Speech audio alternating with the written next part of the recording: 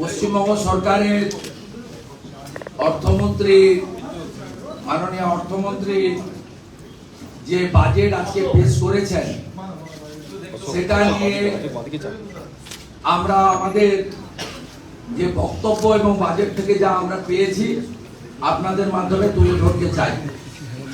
প্রথম কথা হচ্ছে, এক কথায় বলা যেতে পারে এই বাজেট নির্বাচনী বক্তৃতা, হারিয়ে যাওয়া জনাধার এবং যে কোনো প্রকারে অর্থনীতির 12টা বাজুক টিকে থাকার ক্ষমতার একটা প্রচেষ্টা ছাড়া অন্য কিছু নয়। প্রথমত এই বাজেট এক্সিকিউশন হবে এপ্রিল মাসে থেকে, যে অর্থবর্ষ শুরু হবে সেদিন থেকে, এখনই ইমপ্লিমেন্টেশনের বিষয় নেই। স্বাভাবিকভাবে নির্বাচনের বিধি চালু হয়ে গেলে অনগোয়িং স্কিম ছাড়া নতুন স্কিম চালু করা যায় না। স্বাভাবিকভাবে ধরে নিতে হবে এই বাজেটের অনেক কিছুই শুধুমাত্র লোকসভা ভোটে হেরে যাওয়ার আতঙ্ক, গোটা রাজ্য জুড়ে চোর চোর শব্দে শাসক দিগ্ভ্রান্ত, শাসকের মন্ত্রী বিধায়করা জেলে, সন্দেশখালিতে গণজাগরণ ঘটেছে, তাই ভয়ে আতঙ্কিত হয়ে এই বাজেট পেশ করা হয়েছে। এই বাজেটে 3,66,116 কোটি টাকা এই বাজেট হিসাবে প্রপোজ করা হলেও সোর্স অফ ফান্ড, ইনকাম কোত্থেকে আসবে, রাজস্বর কি অবস্থা ইত্যাদি এই বাজেটের কোনো রিফ্লেকশন নেই।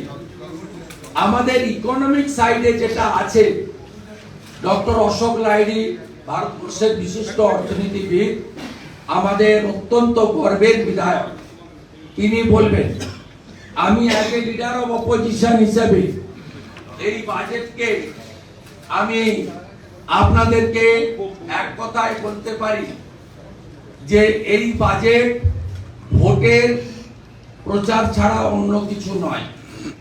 এই বাজেটে পশ্চিমবঙ্গে কর্মসংস্থান, শূন্য পদে নিয়োগ, শিল্প বাণিজ্যের পরিবেশ এবং রাজ্যকে এগিয়ে নিয়ে যাওয়ার কোনো দিশা এই বাজেট দেখাতে পারে।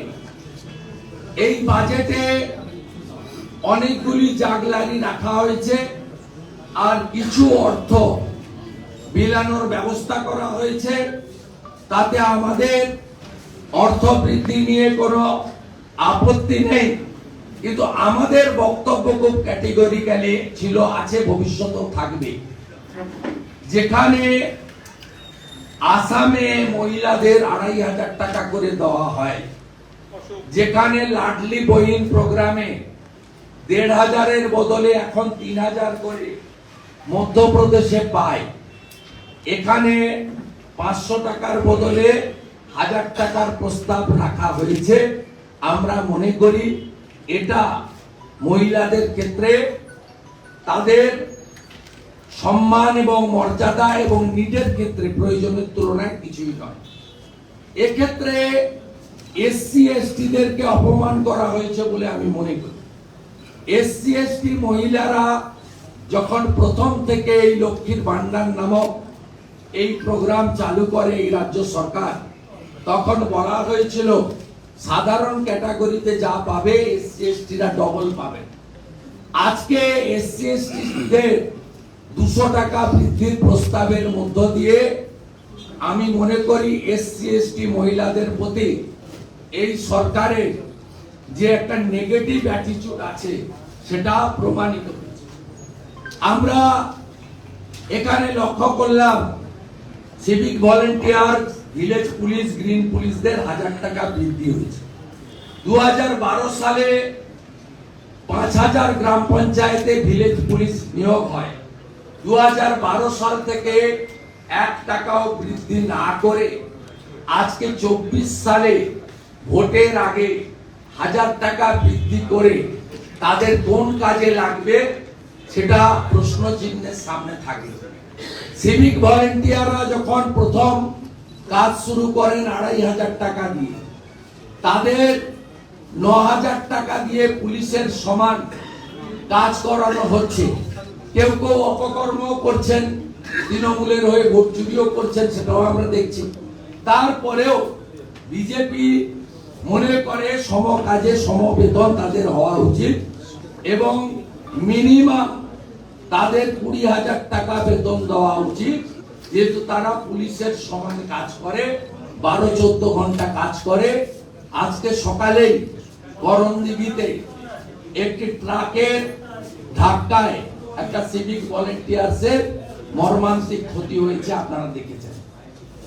আমরা মনে করি 9000 টাকায় মাত্র 1000 টাকা বৃদ্ধি করে তাদেরকে সমকাজে সমবেতন বা তাদের প্রয়োজন থেকে সামান্য মাত্র ভোটের সময় এই 1 লক্ষের বেশি এই সিভিক ভলেন্টিয়ার্সকে মিসইউজ করার জন্য তারা হয়তো 1000 টাকা একটা প্রতিশ্রুতি এই ভোটমুখী বাজেটে দিয়েছেন। আমরা এই ক্ষেত্রে গ্রুপ সি গ্রুপ ডি কন্ট্রাকচুয়ালদের যে বেতন বৃদ্ধি হয়েছে সেটা আমরা আপত্তি না জানিয়েও বলতে পারি যে পশ্চিমবঙ্গে গত কয়েক বছর ধরে অফিসগুলো contractual group C group D data entry operator নির্ভর, নিয়োগের সুস্পষ্ট পরিকল্পনা নেই। ইতিমধ্যে 39 কোটি কর্মদিবস তৈরি, 5 লক্ষ চাকরির প্রতিশ্রুতি এবং 1 লক্ষ ছেলে মেয়েকে সেই যুবশ্রীর নামে ধপ্পাজি মিথ্যা কথা বলে বেকার ভাতা দেবেন। এই সমস্ত কথার মধ্যে দিয়ে পশ্চিম বাংলার বেকার যুবক যুবতীদের দিশা দেখানোর চেষ্টা হয়। উনি চা বাগান নিয়ে বলেছেন, আমরা চা বাগানে পাট্টা সমর্থন করি না। চা বাগানের শ্রমিকরা আদি অনন্তকাল ধরে চা বাগানের মালিকানা তাদের। আমরা চা বাগানের অব্যবহৃত উদ্বৃত্ত এবং চা বাগানের মধ্যে থাকা আবাসনের জমি চা শ্রমিকদেরকে মালিকানায় দেওয়ার জন্য দাবি করি। আমরা এই যে চা সুন্দরী নাকি নাম দিয়ে 1,20,000 টাকা ঢোকানোর কথা বলা হয়েছে, এখানেও এই সরকার অসত্য ভাষণ রেখেছেন বাজেটে।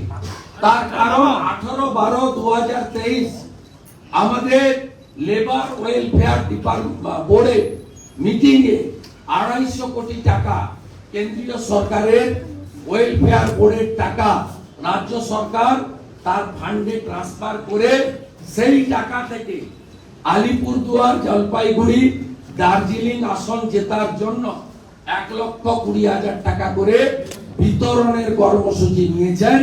এর মধ্যে বাস্তবতা কিছু নেই।